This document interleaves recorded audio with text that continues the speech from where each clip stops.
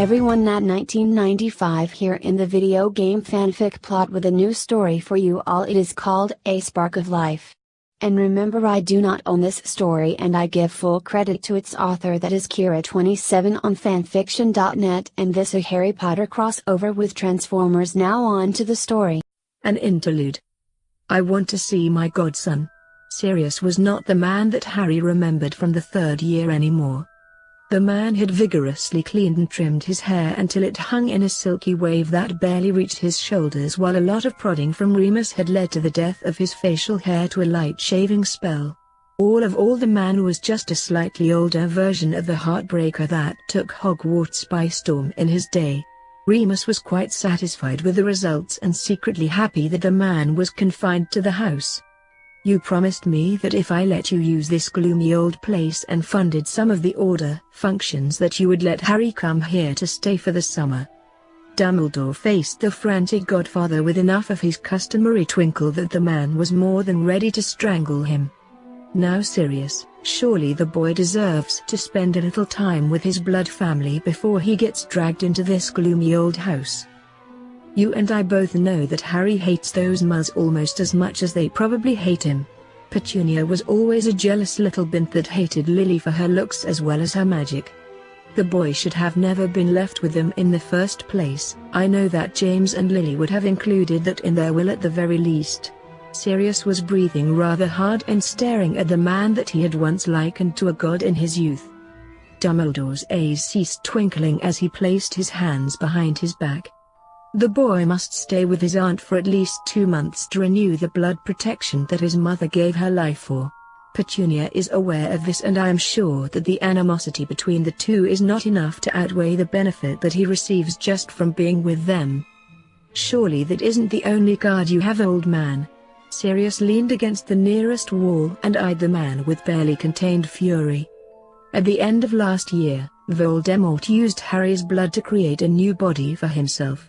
That means that Harry's blood now flows through the man's veins. For lack of a better term, they are family now. If Voldemort wanted to walk up to Harry and his aunt, he wouldn't have the slightest problem with blood protection. Not only that, but this house was constructed by some of the most paranoid wizards and witches to have ever darkened anyone's doorstep. The wards on this place are second only to what is rumored to surround Hogwarts, though with everything that has happened the last couple years, this place is probably a good deal safer." Though Sirius couldn't see it, Dumbledore's hands clenched into fists behind his back as his face turned a rather unattractive shade of red. "This is not something up for discussion, Sirius. The boy must stay with his relatives until his birthday, and then I will send several order members to retrieve him. After that you can coddle the boy all you want, but not until then." Moody stood watching from a darkened corner after operating in silently, constant vigilance after all, and decided that this was the best time to interrupt the little spat before it resulted in blows.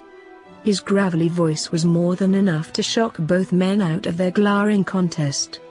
There would be a wonderful plan if the boy was still with his family. Dumbledore's face lost all of its colors almost as quickly as it had gained it. "What do you mean? Petunia knows just how important it is for the boy to stay in that house until we come to get him." Moody's magical eye swiveled in its socket, and both of the other men in the room had to look away from the sight. Petunia did not return with the 2 male Dursleys, and neither did Potter. When I tried to speak to them about the whereabouts of the boy and his aunt, all the adult male would tell me was that the freak was no longer their problem and that his wife disappeared shortly after they got rid of Potter. He thought that one of us had been the cause and spent well over an hour ranting about how freaks like us ruined his entire life and that he would shoot the next freak that crossed his path. All in all, he was one of the sorriest excuses for a mole I have ever had to deal with. I'm almost glad that Potter isn't living with him anymore. Sarah, you don't have to take everything that we own to the base. Will watched with just a touch of horror as his wife rushed from one end of their house to the other, packing boxes and bags full of anything and everything that she seemed to think that they would need to have. "Baby, they have 3 blenders in the mess hall, you don't need to bring ours too. The military is going to store anything we don't take for us."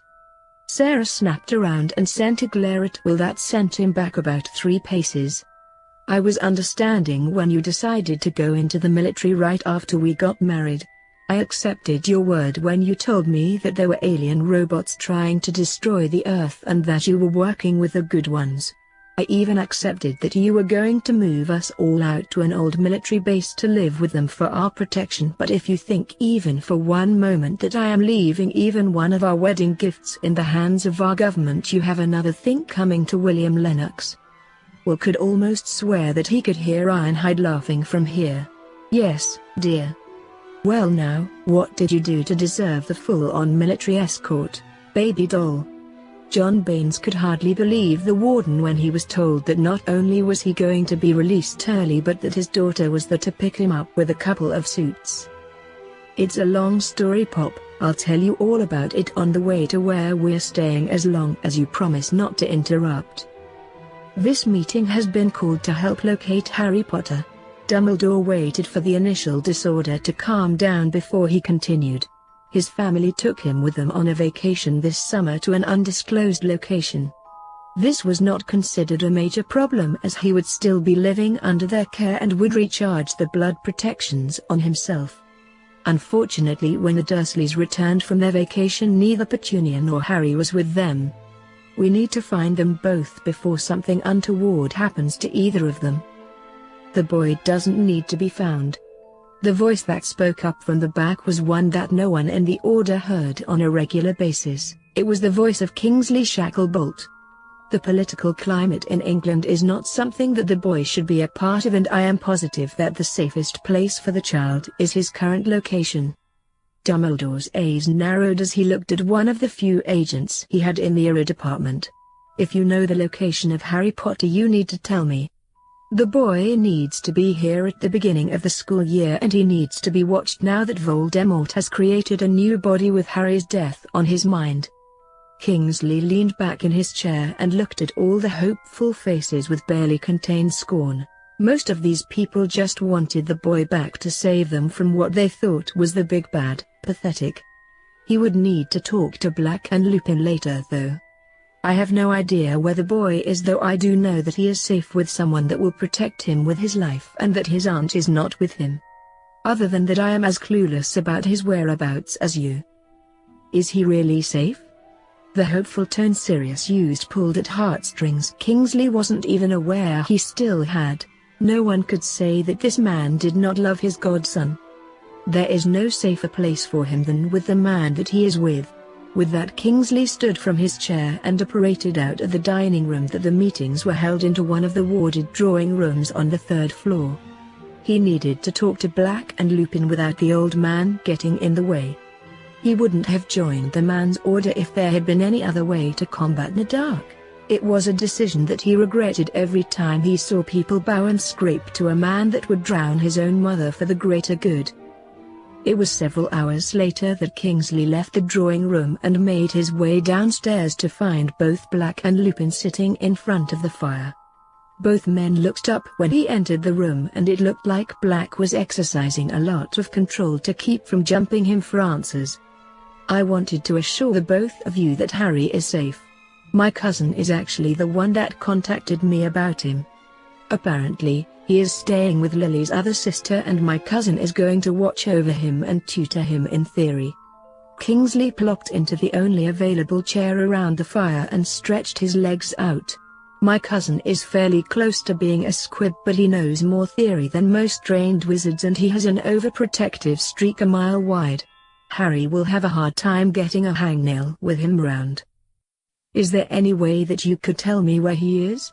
I don't want him to end up back here, but I want to see him and really get to know him. Most of what I know about him came from someone else. Sirius knew that Harry would be safer outside of Britain, but he wanted his godson, even if he had to go halfway round the world to make it happen. With all the monitoring charms on the house and on you, I can't tell you out loud, but that doesn't mean that I can't get a book to you later on. Just watch out for an eagle owl and make sure that any tracking charms are off of you and stay that way. Well, that's the ending of that chapter. I do hope you enjoy this video. If you like to see more, remember to hit that like button, subscribe to this channel and leave a comment down below. Until next time.